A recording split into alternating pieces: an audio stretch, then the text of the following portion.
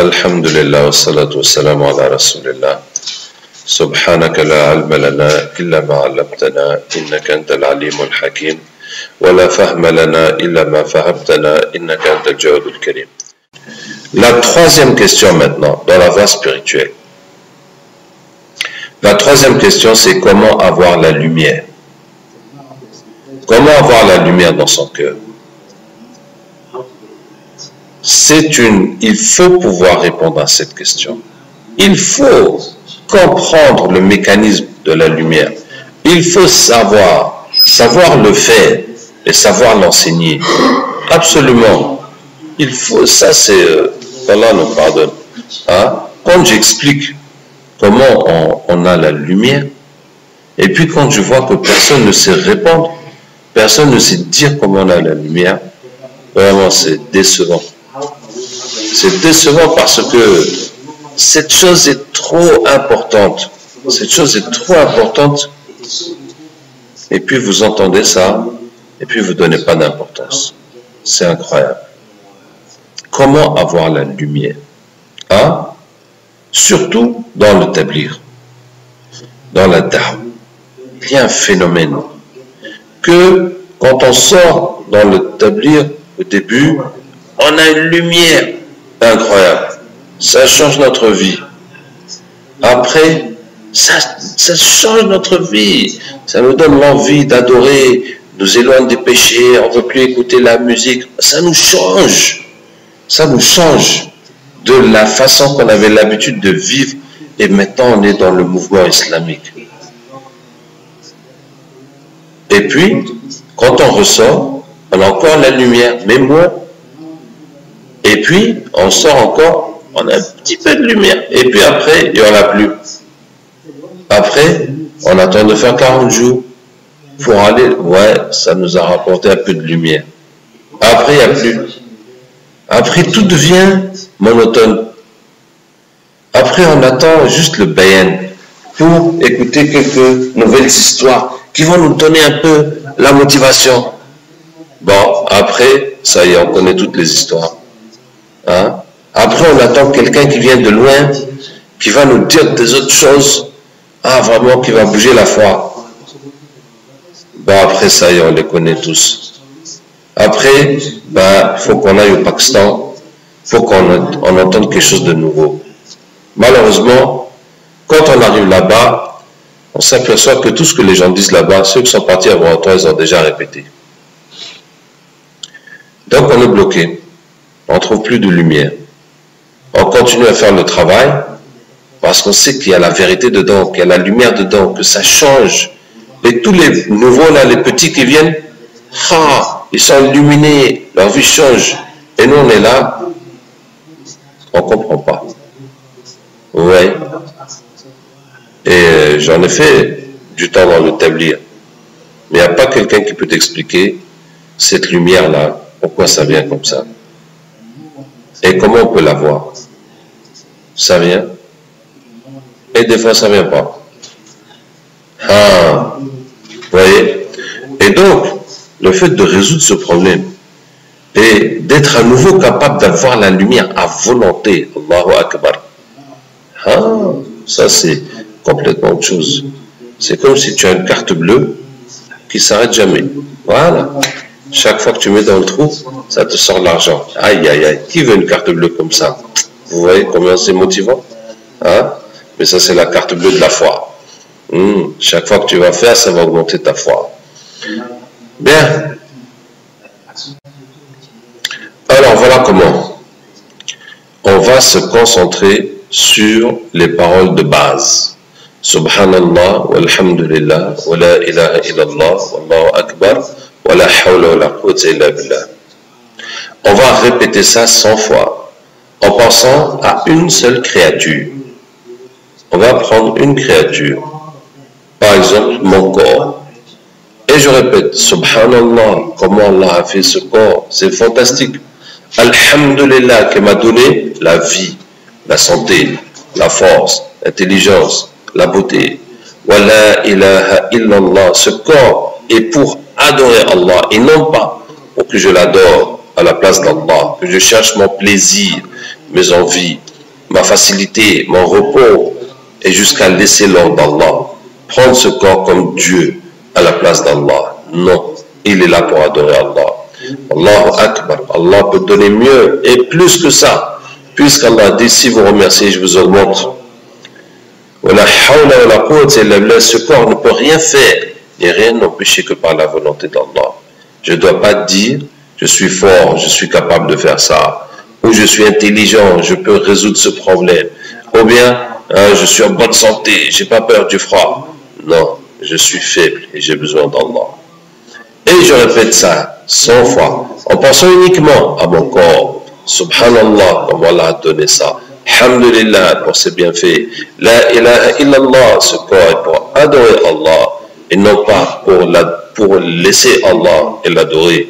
Allahu Akbar, Allah peut donner mieux et plus que ça. Wa la hawla wa la quwwata illa billah. Ce corps ne peut rien faire ni rien empêcher que par la volonté d'Allah. Quand on dit ça, il y a plein de pensées qui envahissent notre tête, notre esprit. C'est les pensées de Shaitan. Parce que Abdullah ibn Abbas dit que Shaitan est assis sur le corps de l'homme, dans le tafsir de l'Waswas al-Khannas. Quand il pense à Allah, il se tait.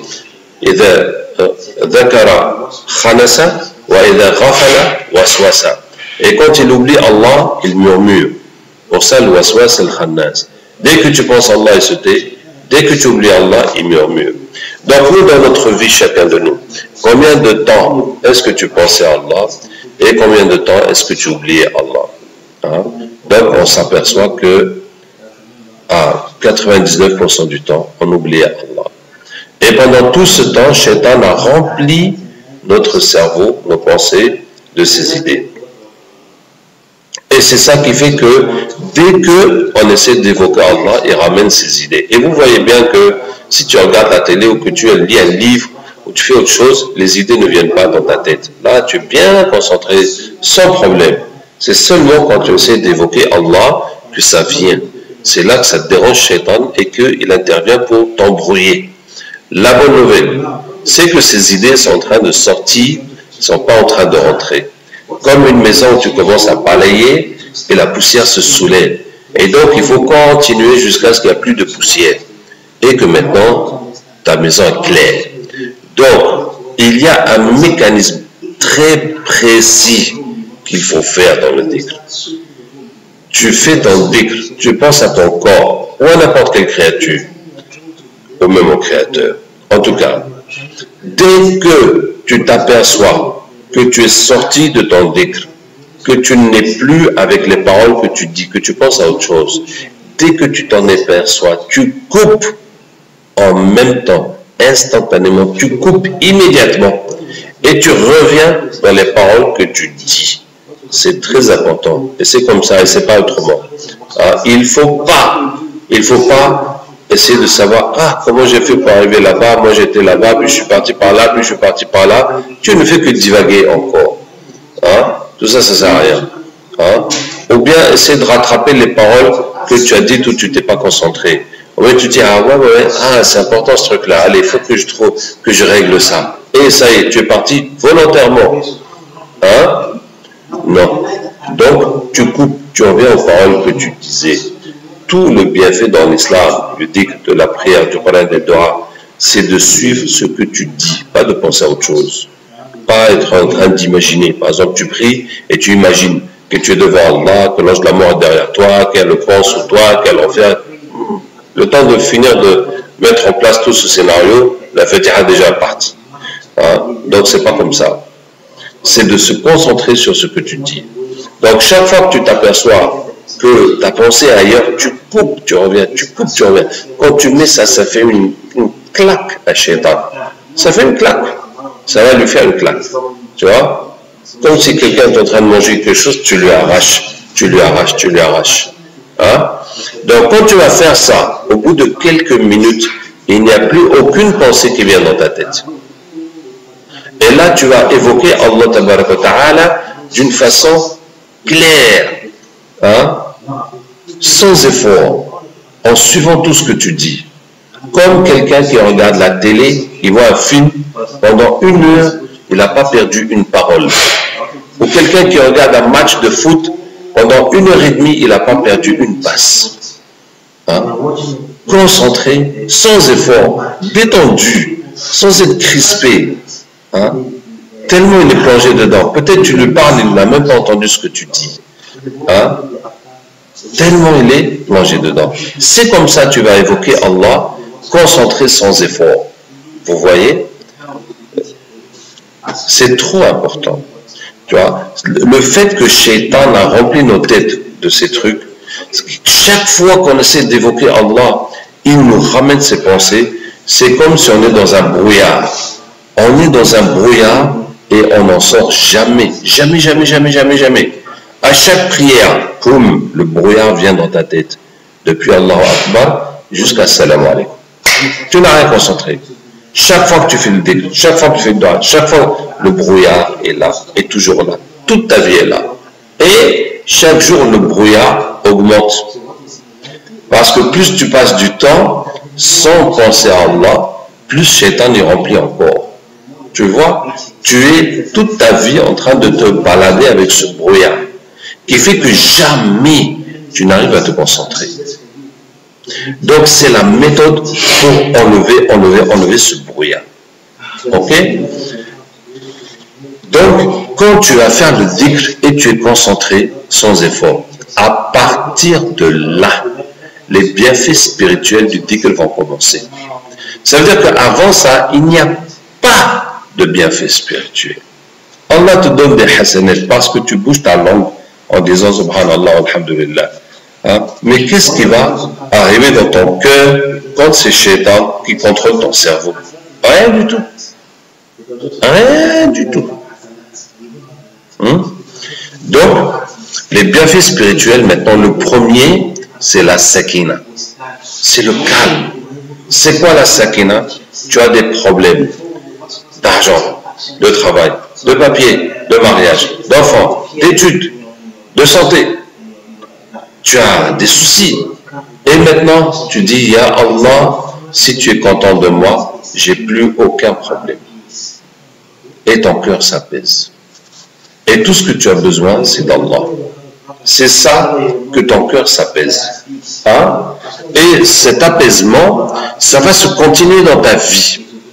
Ça veut dire que n'importe quelle situation qui vient, au lieu de réagir, tu dis, ah, c'est Allah qui a fait cette situation. Qu'est-ce que Allah veut que je fasse dans cette situation? Ah, c'est comme ça que l'islam nous dit de faire, ou que le prophète faisait dans cette situation. Et je demande à Allah de faire que ça s'arrange. Et j'interviens. Voilà. Parce que quand ton cœur n'est pas avec Allah, tu es dans le brouillard. Même si tu vas faire du bien, Shaitan va te mettre un mauvais waswas dans ta tête pour gâter ton attention. Tu vas faire un bien, tu dis, oui, c'est moi le champion. Ah, personne n'a été capable de trouver la solution que moi. Ah, vous voyez, c'est la parole de Shaitan. Parce que tu n'es pas avec Allah. Même si tu fais le bien, Shaitan te gâte ton attention. Parce que tu n'es pas avec Allah. Tu es dans le brouillard de Shaitan. Hein? Donc la sakina, ça te fait prendre du recul sur tes impulsions et tes émotions pour penser à Allah d'abord. Après la sakina, vient la rahma. Tu sens la lumière, le plaisir qui vient dans ton cœur. Hein? C'est la miséricorde et c'est l'augmentation de la foi. Ces quatre choses sont la même chose. Le plaisir qui vient dans le cœur, la lumière qui vient dans le cœur, la foi qui augmente, la miséricorde qui descend sur toi. C'est la même chose qui a tout ça. C'est la foi qui augmente, la miséricorde qui descend, un plaisir que tu sens et c'est la lumière. Hein? C'est parce que tu évoques Allah jusqu'à ce que tu sentes la sakina et tu continues à évoquer Allah et la lumière vient. Et c'est comme ça que la lumière vient. C'est comme ça. Et maintenant, pourquoi dans le tablir ça vient et après ça vient plus? Parce qu'au début, tout est nouveau, tout est beau, tout est merveilleux. Tu te concentres sans effort. Parce que c'est nouveau. C'est comme si tu vois un film. Tu te concentres sans effort. Hein? Tout est nouveau, tout est beau, tout est intéressant.